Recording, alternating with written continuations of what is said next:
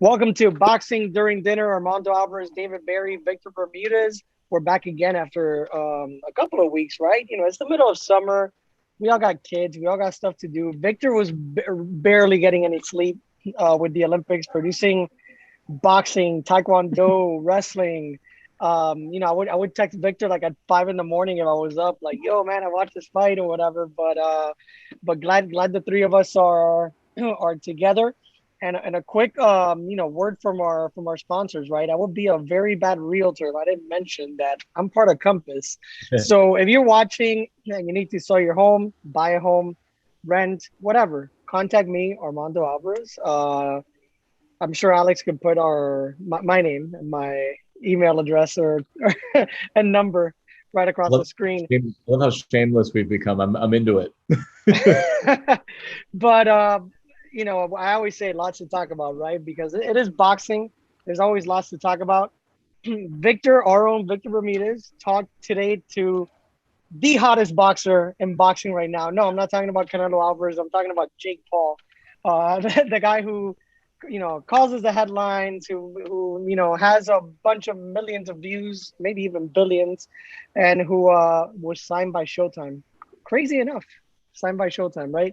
But Jake Paul, we're gonna have him on in just a little bit. But guys, what a development yesterday. We go to sleep every night and we're like, oh man, Pacquiao, Spence, with Fury, Wilder falling through till later this year. This was the fight we were all looking forward to. Just like the luck of boxing this year. Errol Spence, poor guy, tears his retina. No small injury there. That's it's not a detached retina, but a torn retina. But anything to do with the eyes and boxing, that's sometimes it can be career ending. And in comes Yordenis Ugas, an alum of Boxing During Dinner. We had him early on in our inception, in Alex Sanchez's apartment in Kendall. Crazy enough, right? The WBA tweeted that out yesterday. The episode was episode 9 years ago. Episode 9, man. Yordenis Ugas was just getting started in the pros. The lightweight, I think. But guys, I can't help but feel disappointed, but at the same time feel extremely elated and hyped for Yordenis Ugas. David, we've been following Ugas for a long time.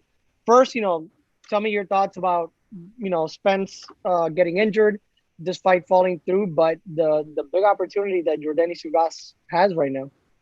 Yeah, look, everybody's going to lament the fact that we missed out on Spence Pacquiao, and I've already seen the boxing Twitter conspiracy theorists saying this was the plan all along, which, by the way, if you're in the business of boxing, is pretty bad business. If you're the promoter, you can be fortunate that you had 3 welterweights on the undercard, one of which, Victor Ortiz and Robert Guerrero, now moves into the co-feature, which is hysterical. Is a completely unrelated statement. But look, tough break for Errol Spence, involved in a terrible car accident now, I guess a couple of years ago, of his own making, for better or worse, but nevertheless, did the work to come back, fights, 2 top class guys, and is about to get, theoretically his crowning achievement. I would have picked Spence over Pacquiao despite my heart telling me otherwise. And it's taken away at the last minute.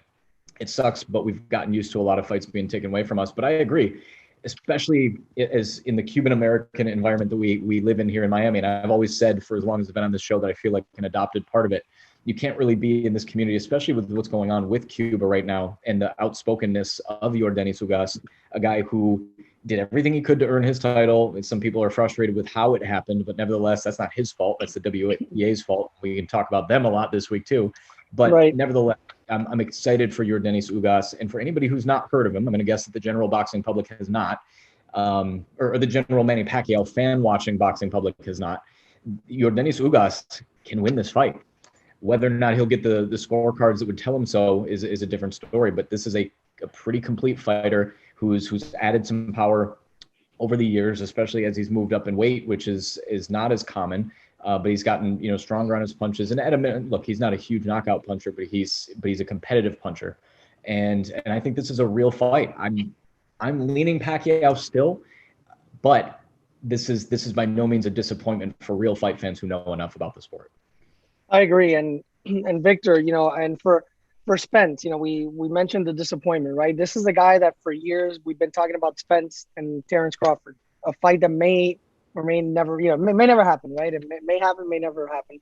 But he finally gets Manny Pacquiao. And Manny Pacquiao, for, being 42, the guy's still a hell of a fighter, beat Keith Thurman.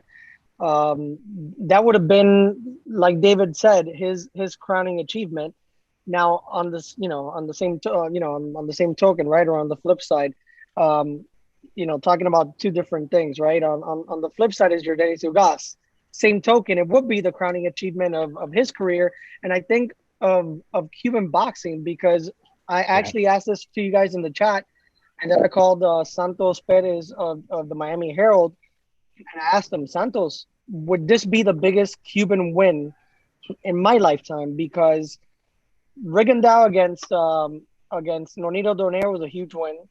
Casamayor against Diego Corrales was a huge win.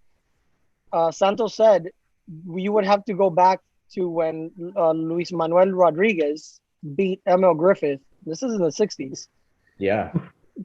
For a win this big. That was when there was one welterweight champion. One, not 8 WBA champions. Right. So Victor, again, I ask you, the disappointment of Spence, right? This would have been his crowning achievement, but at the same time, for Cuban boxing and for Yordenis Ugas, I mean, this is huge. That's Manny Pacquiao in front of him. Yeah, personally for us, for you, myself, the adopted Cuban, and David, it's a big deal. Look, it couldn't, for Cuban Americans, for Cubans, it couldn't have come at a better time.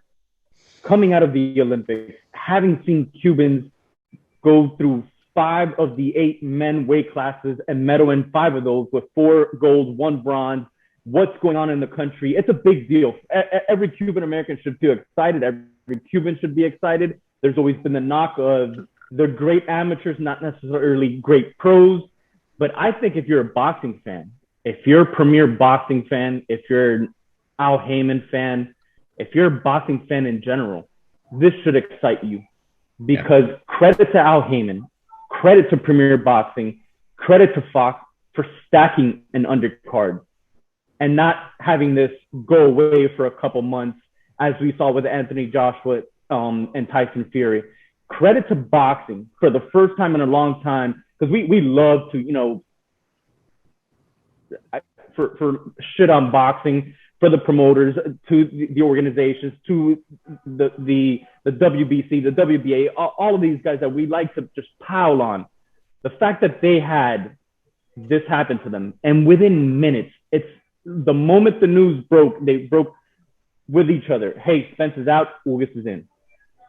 Credit to them for being able to do just that and not having to, okay, Spence, Pacquiao, yeah, we're this, we don't know what's going to happen. Look what happened. It's the same type of injury that happened with Adrian Mars and Gervonta Davis, and we never saw that come to fruition. And Gervonta Davis had to wait, and he went on social media and piled on Adrian Mars for faking the injury. So instead of just, painting a bad light on boxing and here we go again, another injury or another postponement, credit to them, because I think it was a job well done with all parties involved. And then on the Cuban side, just on the welterweight side, if there's any welterweight that you wanted to see in there with Manny Pacquiao that's not Errol Spence, it was Terrence Crawford. Yeah. Yes, but that's not going to happen. Terrence Crawford has his own issues. So if there was another one, if you had to pick one, and we've been speaking about Ugas for quite some time on this podcast, I don't want to see the Keith Thurmans of the world. I don't want to see the Danny Garcia, even though he's moving up to junior middleweight. I'm tired of that. And okay, maybe how about Amir Khan? Amir Khan. No. Stick to those fights across the pond, and maybe you get an audience out there. But no, I don't want to see Kell Brook and Amir Khan. Please. I was talking to someone about that today. That fight should have been done years ago, and you're not Manny Pacquiao and you're not Floyd Mayweather. So why it took so long to make that fight? I'm already going off topic, man. You see, I get rattled up, and I just start. But Victor, you actually made a good point. They jumped in and said, okay, Ugas is gonna fight, and kudos to Manny Pacquiao for saying, all right, let's do it. The two WBA titleists. Manny Pacquiao is 42. He may not have one, he may not have a tomorrow, because this against Errol Spence, this may as well have been his last fight. Against Yordenis Ugas, this still may be his last fight. The guy's going to run for president of the Philippines. So if he's president of the Philippines, I doubt we're going to be seeing like the president of the Philippines. What are we going to see? Manny Pacquiao against Joe Biden? You know. And look, in addition to that, I think David put it on the chat. Just kudos to both guys. Spence, Pacquiao's ready to fight Spence, and Ugas is ready to fight Unorthodox. And here they are saying, you know what? We've been training. We're 2 weeks away from a fight, training for a completely different fight, and saying, you know what, man, let's get it on. Let's fight anytime, anywhere, any place. That's what boxing's about, man. And as instead of piling on and doing the negative stuff that we tend to do, I'm guilty. I pile on that negativity because of the frustration that boxing brings. But I'm truly excited, and I'm glad to see this pay-per-view still going on, and with a worthy fight, not just a filler. Yeah, and I David was talking about, Manny Pacquiao being the sentimental favorite against Errol Spence.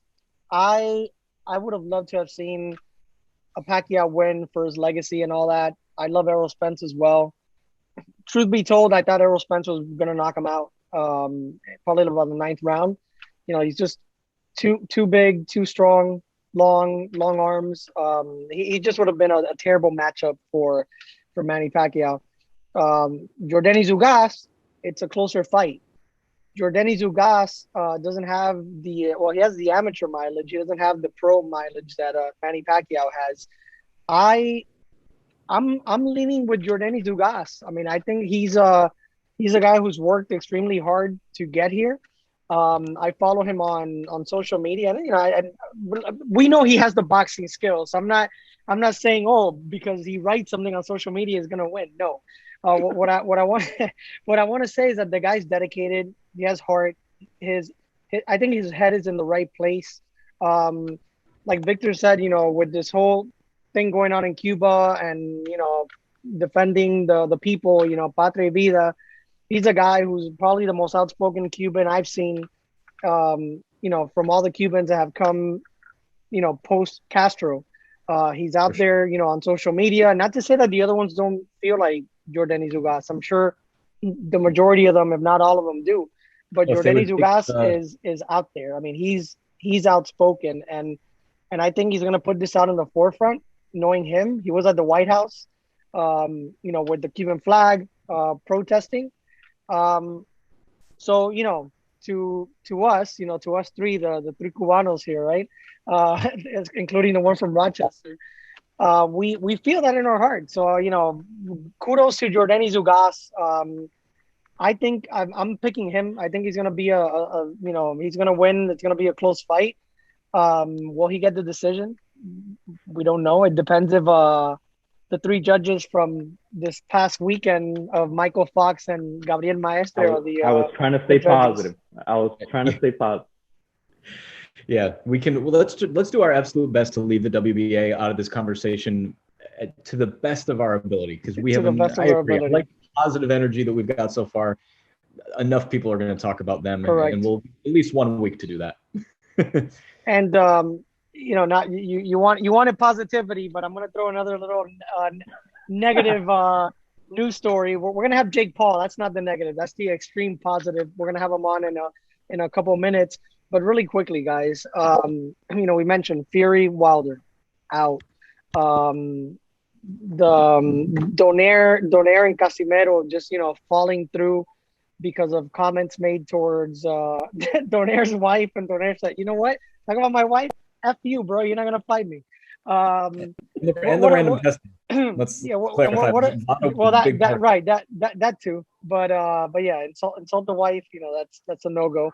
And other fights, and Caleb Plant and Canelo and David Benavidez test positive for COVID. A la Teofimo Lopez and Tyson Fury.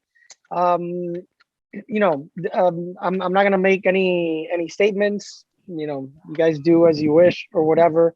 I know I'm vaccinated, right? But this whole COVID thing it just doesn't go away.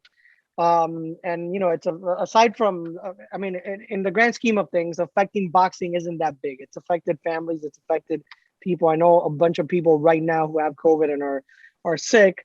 But in boxing, there's three big fights, all in the span of like a couple months that have been canceled because of or postponed because of COVID. And I was really looking forward to seeing David Benavidez because we've said it on Boxing During Dinner. David Benavidez, I think, poses a threat to Canelo. He's a big kid, huge kid. He's like Andy Ruiz when when he's not fighting. When he fights, he's what we see today. But he's very quick, has some pop. I'm a big David Benavidez fan. I'm a believer in his skill, and I was really looking forward to see what he could do against Jose Uzcategui. That's how you pronounce it, right? He's not gonna bring Andre Durrell's uncle or whatever to punch Uzcategui after the fight, or I'm like messing up his name already. But but David Benavidez, man, I was looking forward to seeing him fight. That fight's not gonna happen, Victor. Got to throw that one in the lost column for boxing as well. Yeah, it sucks, man. I'm a big fan of David, personally, and obviously in the ring, what he's done. It's just my knock with David is, I don't want to say immaturity, irresponsibility, maybe. You've lost your belt twice in the scales because of weight issues, and now you make your life look. Again, to each his own. If you want to get vaccinated, you don't. I'm vaccinated, but I was told in order to do your job, you must be vaccinated if you want to travel, cover these fights. And everywhere I've gone, training camps, Canelo requires a 24-hour COVID testing, making sure you're negative with an arrival and that you're vaccinated. So you need to show proof of vaccination. Going to start traveling to Miami Hurricanes, ask for my vaccination card if you want to be on the team charter. So if it's your job and it's how you make your livelihood, I think it's in the best interest. I mean, unless you're doing so well that you're willing to give up millions. But then again, I've seen too many of these guys, the Tyson Fury camp, Teofimo Lopez. I know Canelo tested positive for COVID prior to the Yordenis fight. So I don't know, man. To each his own, but it just seems like it's in your best interest. That way you are still making millions, you are still headlining, and you're getting closer to that goal of yours, which is to take on the pound for pound king, Canelo Alvarez. So it just seems irresponsible, I guess. But if you feel some type of way about that vaccination, then you got to respect that part, I guess. Yeah. David? And a little crass, but you can't be okay with putting cocaine up your nose, but being afraid to get a needle in your arm. Sorry. That's how I view it. I'll tell you what, man. David I didn't want to go there, but hey, you know what? I'm glad someone did. Someone did. I feel the same way that you guys do about David Benavidez as a fighter. I think he's can't miss entertainment in every fight that he's in. He has the power and the skill set to beat anybody in and around the weight class. But I think irresponsibility is exactly the right word, the one that Victor used, right? There was the cocaine issue. There was the losing the belts at the scale. Now you have this. In a moment, and by the way, he couldn't have known that this was going to happen, but Caleb Plant and Canelo Alvarez were going to be the story. Now that fight is theoretically on the back burner, hopefully they're going to get it done for November. David Benavidez has the perfect opportunity to show himself as the heir apparent to whoever wins that next fight. And now that opportunity is missing too. He also doesn't have a belt to carry around. He's now several more months away from the last time that he was in the ring where anyone gave a damn, and he doesn't have the trinkets that have anyone even paying attention to him. He's further into the public's memory. I think he's going to get more opportunities, but every time he does a self-inflicted wound like this, he's just closer putting himself out of the public consciousness where they would give a damn. And this is the attention of the public is a precious currency. Jake Paul, who's going to be on in a short while, is the perfect example of somebody who understands that. And by the way, has been disciplined enough in a way that a lot of these fighters that we say are ruining boxing are not. Crazy. Jake Paul is not testing positive for anything. He's showing up on weight. He's doing all of his media obligations. He's training his ass off. I'll tell you who's killing boxing at some other day, but I can tell you it's not Jake Paul. And I don't know how I ended up on Jake Paul while talking about David Benavidez, but this is Boxing During Dinner. Here we are. No, and it's a great segue because Victor, you spoke to Jake Paul earlier today. we have a few of Jake Paul's answers to some of your questions. Victor, you were talking about Ben Askren, and what did he what did you ask Jake Paul? I had the opportunity to speak to him. It's the second time I get to speak to him on a one-on-one occasion. And while he was down here in Miami for his brother's fight, I got to speak to him at the Fifth Street Gym, and I told him, look, Ben Askren was probably just a stepping stone. This seems like the big fight for you. And he was extremely opposed to that here in Miami. He told me, no, Ben Askren was that fight. It was against a pro MMA fighter, and I did that. So this is just another typical fight. But he seems to have changed that stance now that Tyron Woodley's coming up, and just this is the fight of the moment for him. This is the one that he's been waiting for, and this is the one that should give him that name and recognition as not just a YouTuber, as a real legitimate boxer. Mm-hmm. Yeah, and he seemed to have gotten off that off that thought that Ben Askren was the top guy, and this is what he told Victor. No, I think this is definitely the make or break fight for Jake Paul, and my toughest opponent by far. And Woodley has knockout power. He's a serious striker. And I know that going in, he's been boxing way longer than I have. So, this is a tough fight, and I know that. And that's what I want to do with each one of my fights, is continue to challenge myself and continue to elevate my level of competition. So that's what Jake Paul said about Tyron Woodley. David just wanted to stick around for that answer. He's got to go, but he's going to be on with us next time. Thanks for having, I would say thanks for having me, but man, I'm part of this. I'm part of the wallpaper. You guys need me. But I look forward to talking shop next week. Absolutely. And Victor, we'll stay and talk about Jake Paul. So, he said that Tyron Woodley is not, is the make or break fight for him, as we heard him just say. I agree with you. I mean, I don't even know why he was talking about Ben Askren. Like you had told him because I watched the entire interview you did with him, and you told him Jorge Masvidal embarrassed Ben Askren pretty much. I mean, they made a T-shirt. And then he came in, he was overweight, he just looked like garbage when he fought Jake Paul. Tyron Woodley's a guy that's gonna come in 120%. The guy's cut up, he has good hands, he's a former UFC champion. So yeah, Tyron Woodley's the biggest challenge of your career on your fourth fight. Yeah, absolutely. But look, man, like I've told him, and he's made a big believer out of me. At first, I was like, oh, this is, and I didn't mind the YouTube stuff. I didn't even mind when he fought Nate Robinson. I was going to watch that pay-per-view regardless because of Roy Jones and Mike Tyson. And I didn't mind that. I thought it was pretty cool. This NBA fighter taking on this YouTuber, even if it was Nate Robinson.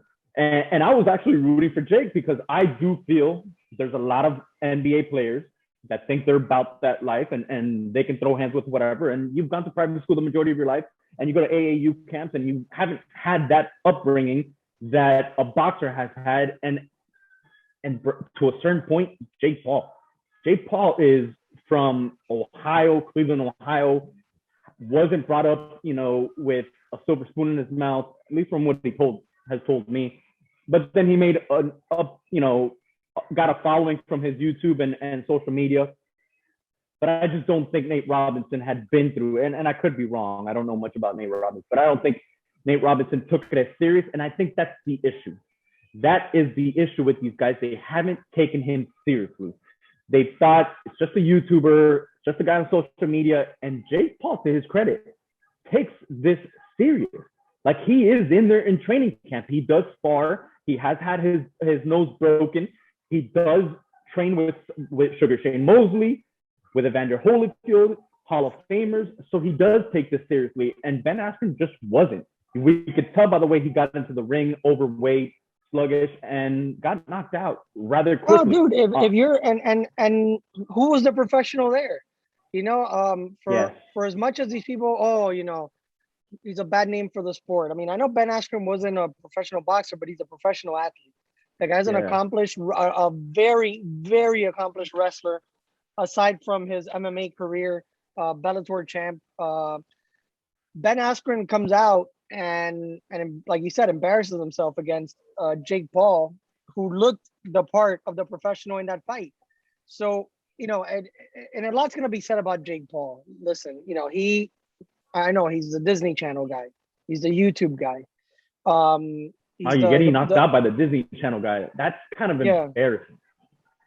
Look, the guy has a huge. That's embarrassing, bro. On top of that, I would, if it was me, I don't care if I'm a former athlete or not. I know this guy brings viewers. They are guaranteed at least 1 million buys because of Jake Paul. It's not because of Ben. It's not because of Nate Robinson. It's not because of Tyron Woodley. I don't know if Tyron Woodley's pay-per-views on UFC ever sold for over 1 million. It's because of Jake Paul. The simple fact that I know people are going to be tuning in to watch him, it's going to tell me, man, I'm going to take this a little serious.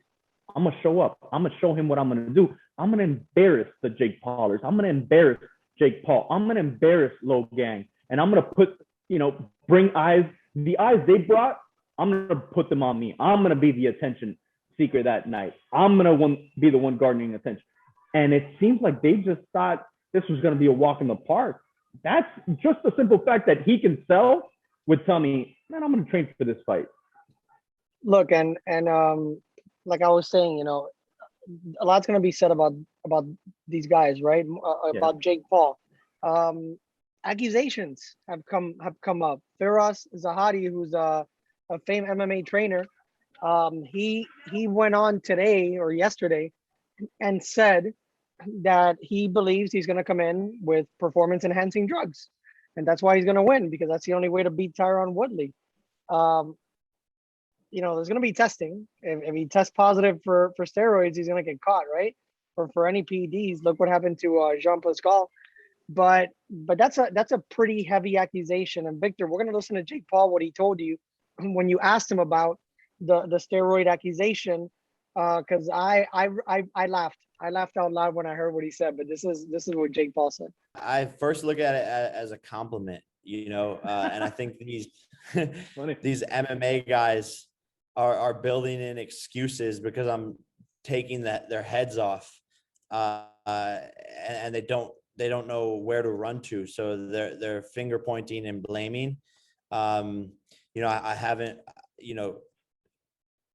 ever done any of that stuff, and people can test me. Go for it. There is testing. This is a professionally sanctioned fight. So I think it's built-in excuses. My manager texted me the link about those accusations this morning, and it said Jake Paul is using PEDs, and I literally had to Google what is a PED, and so it's just these guys are doing anything to try and discredit me, and that's why I look at it as a compliment. Dude, Jake Paul cracks me up. You can hate on him all you want, guys watching this, but the guy's funny. The guy is good for the sport. Victor, like I was saying, that's a big accusation. You don't go pointing fingers and accusing people of using PEDs when there's no evidence whatsoever. I mean, we've had our suspicions through the years with some boxers, but that's neither here nor there. But what do you think about what Jake said? I mean, I think he hit the nail right on the head. If he comes out, as he said, the Disney Channel guy, the YouTuber, comes out and knocks out Tyron Woodley, the UFC champion, it must be the steroids, right? Yeah, it's what it is. And it's sad because they're already building that excuse. But as he said, he takes it as a compliment. They're starting to accuse you of certain things because they feel if you do win, that it's because of performance enhancing drugs. And it cracked me up when he said I had to Google it because I didn't know what it meant. But it's sad. It's sad that this is what we're going to go with the motive of, he must be on PEDs, he must be using steroids. All right, well, I don't know, man. I'm not I don't think steroids made Barry Bonds hit all those home runs. I don't think steroids, how many pitchers were on steroids? I don't necessarily think steroids are going to make you fight better. And if Tyron Woodley is the bad man he thinks he was, I'm not saying he should when the other guy's using performance enhancing drugs. But hey, Oscar De La Hoya did it. How many? Roy Jones has done it. And I'm not excusing. I'm not saying Jake Paul should be or could be using them. I don't think he is. As he mentioned, this is a sanctioned fight. It's a legitimate boxing match. There are rules to it. There will be USADA drug testing that week and prior to the fight and after the fight. So I just think I hope it's not coming from Woodley's immediate camp, because it looks lame and as just an excuse machine prior to the fight even happening. No, and I think it's, someone trying to make some headlines too. I mean, look, we're here talking about it. But it makes for good argument. And then Jake Paul, he's fighting on Showtime. When HBO went away, Showtime and HBO were always the standards, right? I was a little biased for the HBO just because I thought the music was really cool. I like the announcers. Roy Jones is there. I'm watching, bro. I just love their production. We're television people. When I was a kid, I knew I wanted to call games, do something on TV. So I paid attention to stuff like that, and I thought they were like A++. Agreed. Oh, it started to rain. I was like, what the hell's going on in my pool? But Showtime is the standard to me now, and they got some cool announcers. They got great production. We know very good people there over at Showtime, and Jake Paul signs with Showtime. Triller is they're doing good stuff too, because I was thoroughly entertained by the boxing and versus thing the other day, and dude, Jada dropped some knowledge on everybody, bro. That was disgusting. But I'm not a big fan of New York rap, but Jada's the man. Jada still got it. But Triller to me is like the entertainment, right? Showtime's like the legit boxing, and for Showtime to say we want a piece of the Paul brothers and now putting Jake as a pay-per-view, that's a big deal. And I know you asked him about it, and this is what he had to say. It's surreal. I don't even know if it's still hit me yet. It's slowly creeping up on me, but I feel like I've worked hard for this. I feel like I deserve this spot and this chance. And my younger self will be so proud of what I've done and accomplished. And what's crazy is I feel like this is just the start, and I'm just getting warmed up. That's a good answer, Jake. It's it is surreal. I mean, you're fighting on Showtime. You're fighting on the standard right now for boxing. And what does that say about Jake Paul, Victor, when Showtime, Steven Espinoza, says, you know what, that's the guy right there. I want to sign that guy. It's what we were just talking about a few moments ago. Is he's clickbait. He is must watch.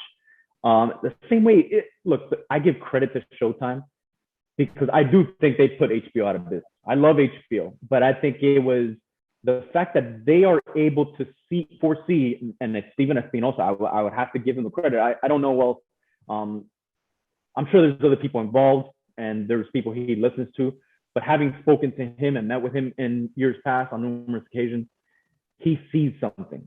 They saw it in Floyd Mayweather when HBO was hesitant to give Mayweather that big deal. They've done it with a few others. They've done it with boxing. And they see the Paul brothers as cash cows, and viewers will pile in at the millions. And they went out and gave this man, Jake Paul, a multi-fight deal. And I understand why. And then to put it on Sunday, that worked out great for Mayweather and Logan Paul. So the fact that they've decided that Jake Paul is worthy enough to go on a Sunday, which I'm not a fan of. I'd much rather watch fights on a Saturday. But like he said, it's a dream come true. It's something you dream as a child. Think about, and I've asked him this before because I heard him mention it on the I Am Athlete podcast with Channing Crowder, Brandon Marshall, Chad Ochocinco, Fred Taylor. And he's told them that he thinks YouTubing, social media is a lot harder than boxing. Oh. Which to me, when I heard that, I was like, dude, you got to be out of your mind. But all that social media is what led to. I don't necessarily think it's about 60% of the boxing that led to the deal. Obviously, he's a boxer, and that's why he's with Showtime. But it has to be the following that he generated on YouTube, on social media. So that work is what brought him to the table to Showtime and signing this deal. So I just, credit to him for being able to turn that over into what is a multi-fight deal with Showtime. And if he comes out victorious, man, Showtime looks like a bunch of geniuses. He looks like a genius. And I think boxing continues to win because it's even more viewers. And as I've mentioned, and I've told him on numerous occasions, I'm a huge boxing fan. I've been so for a really long time. And it wasn't myself who got my 12-year-old daughter to come and sit at in front of a television and watch boxing. It wasn't Canelo Alvarez. It wasn't Roy Jones. It wasn't Floyd Mayweather. It wasn't the biggest stars in the world today.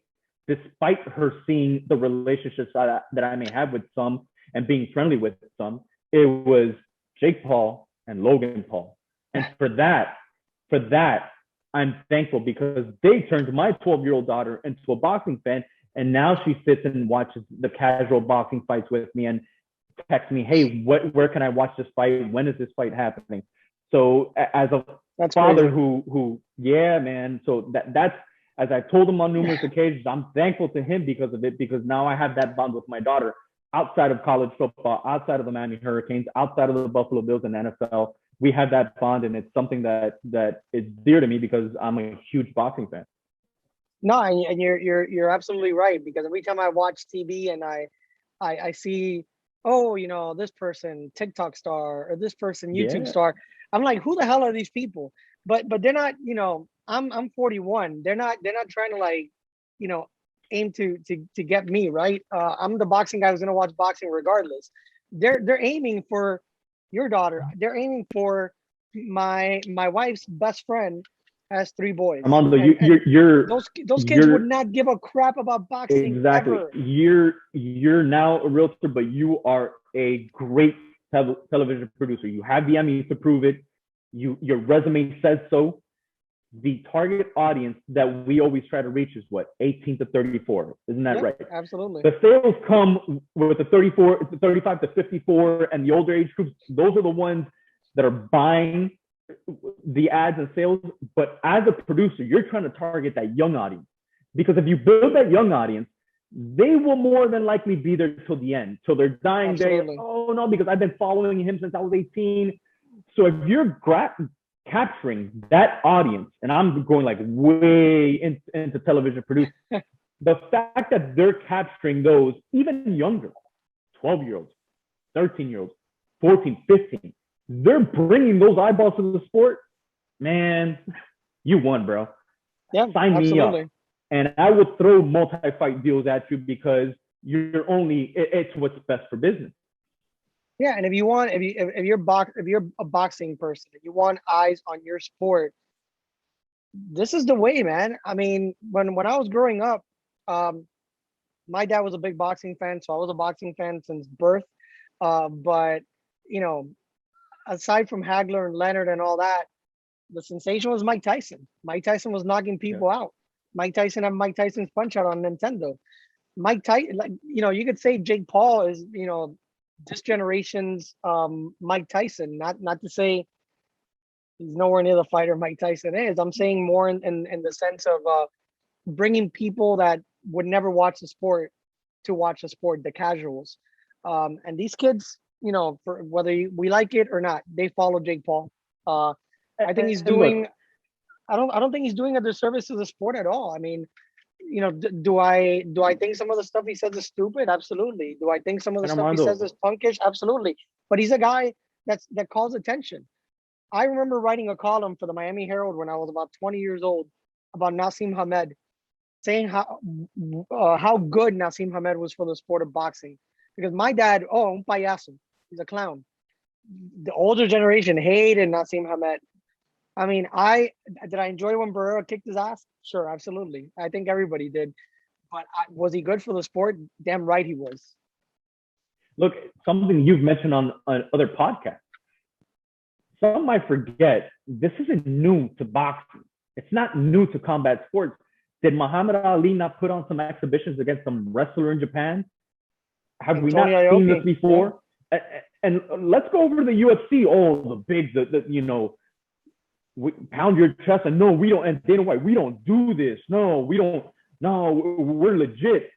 Did CM Punk not just fight on UFC? I was about to say that. Did Brock Lesnar not become a successful MMA fighter in the UFC after doing pro wrestling?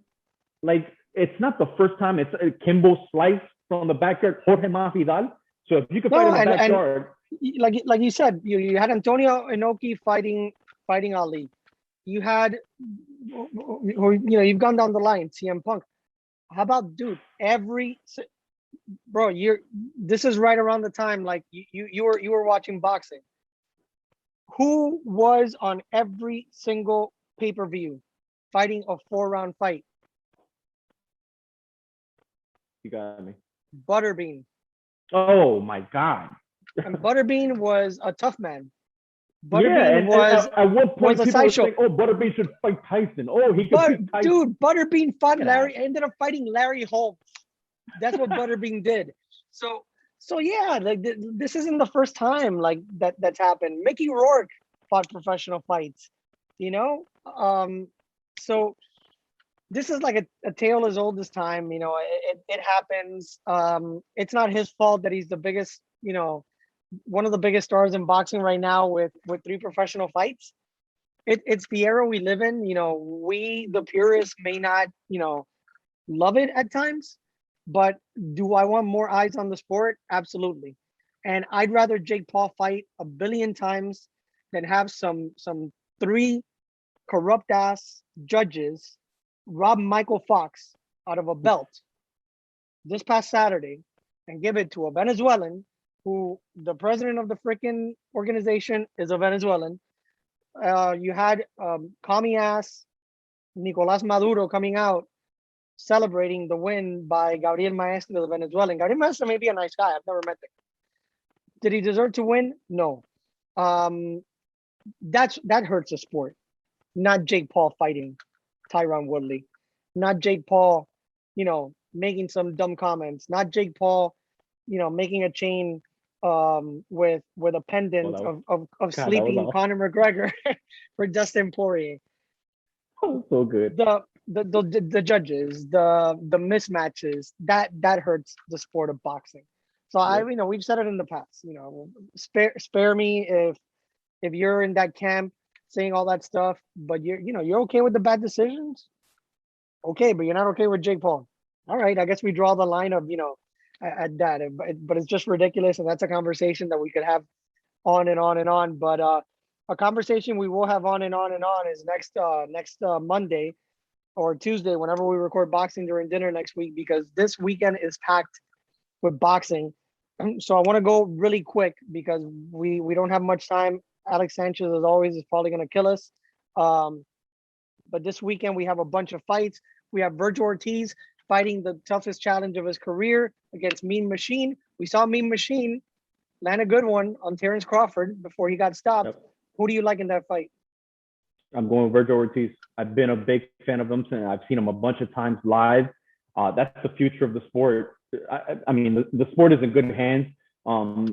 If you're really into it as we are, a bunch of names that are up and coming. But at Vergil Ortiz, I think that's the future of that welterweight division. I love what I see, and it's just the only issue is, does he continue that knockout streak?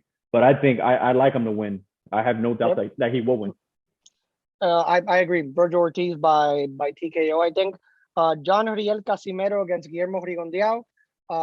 He was supposed to fight Rigondeaux, then he was supposed to fight Nonito Donaire. Now Casimero's fighting Rigondeaux again.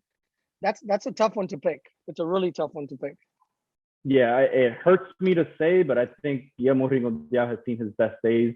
And unfortunately, being a Cuban American, I'm just not picking him to win this fight. I don't think the older he gets, I think the slower, the more boring his fights get. I'm not sure if he's willing to get into a slugfest either. So I just think his better days are behind him. I was going to say, Guillermo, if you're watching this, tira la mano. Tira la mano. Tú pegas. You hit hard. Throw your hands. Try to knock Casimero out.